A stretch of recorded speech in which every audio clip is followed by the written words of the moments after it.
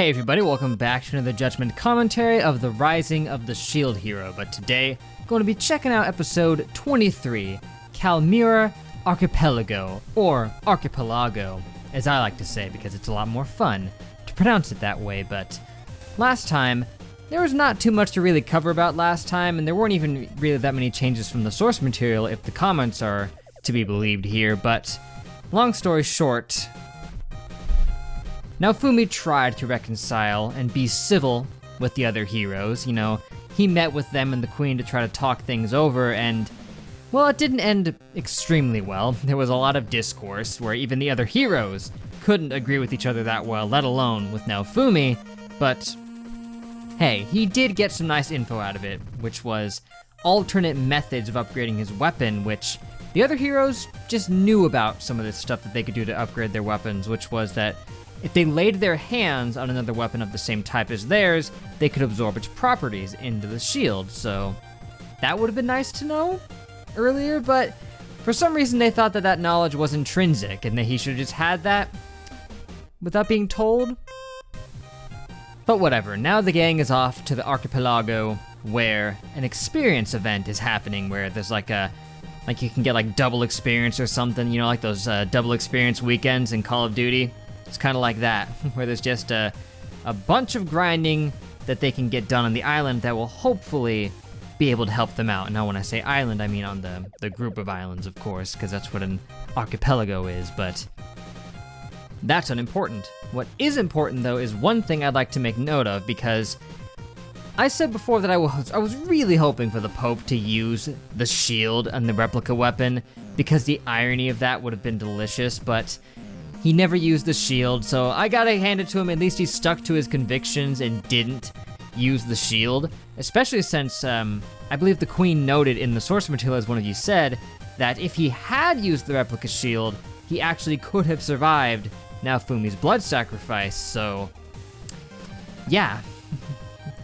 Yeah, that would have been a cool moment to use it to save his life like I wanted him to, but he stuck to his guns and died with his morals intact, as shady as his morals were. But now, I say without further ado, let's just get into episode 23. Was I kinda right? Okay, maybe that title spoiled me a little too much because, pardon me, but I think that's like the final piece of the puzzle here, maybe. Are these two perhaps from another world? Because she was speaking a different language, and she's using a chant that they are unfamiliar with. It's a whole different type of thing, and even the magic is something that they don't recognize. Are they like isekai'd from another isekai or something? Imagine that. Has that been done? Where it's just like someone's from a fantasy world, but they get isekai'd to a different fantasy world? I mean, that'd at least be maybe unique at this point. Who knows? There's so many isekais. But Guardians from Another World is definitely an intriguing title because, yeah, I mean, I don't know if it's necessarily referring to those two, or maybe if we're gonna see some different Guardians from Another World here, or what this other world is, I don't know. I mean, even Naofumi and the rest of the heroes are technically already that. They're Guardians from Another World, but in their world they weren't Guardians, they were just people. They were just some young adults, fresh out of high school here, becoming heroes in this world. Not really Guardians. I mean, even now they've barely taken up that mantle, except Naofumi. He's doing a good job of that, for the most part. But yeah, from another world. I could sit here and think about that forever and try to think of all possible permutations of that, but I'll just let it stand for now, because next time is going to be the penultimate episode. And yeah, it's clearly going to involve the waves, right? Like these last two are just going to be like, oh no, the waves are coming. We gotta fight this last wave here on Mira. Apparently, that hourglass was just chilling down there in that temple. Did they know that was there? Did the locals know about it? Seems kind of like an important detail to miss, and to just let that get just submerged underwater like that. You'd think they might relocate it or something, but But like I said before, this episode itself doesn't seem to have too much of note. We got a lot of intrigue right at the end there when it comes to questions, but otherwise it was the most relaxing episode, you know. Not much big stuff happening. They were just chilling, grinding on the island, you know, hanging out with these two new hero adventurer types, becoming friends with them.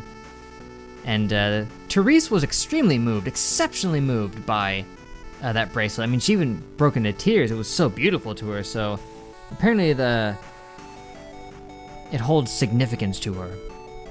You know, the idea of having that gem in a bracelet seems very important. I mean, even it seems like all of her powers are based around it, because she even already knew how to cast that spell with it. So that's really interesting. But for now, I guess that's gonna be it. So thank you guys for watching. Make sure to leave a like and a comment if you enjoyed. Let me know what you thought of the episode. Any points of interest you'd like to bring up, that'd be great. Let me know. And be sure to subscribe as well to stay updated on more of my Shield Hero reactions, the last couple of them, and whatever else I'm going to be reacting to around here. Going to be deciding the next series pretty quick. By the time the last episode goes up, the polls will begin. I'll let you guys know how that's going to happen. I mean, fortunately, most of the people who would usually be involved with the voting are still part of the server, which, yeah, that's a good thing, that even if a channel gets taken down, the Discord server remains. And, you know, to keep people updated and stuff, and to still partake in the polls, so that's all good. I suppose next time we'll find out more about this Guardian nonsense.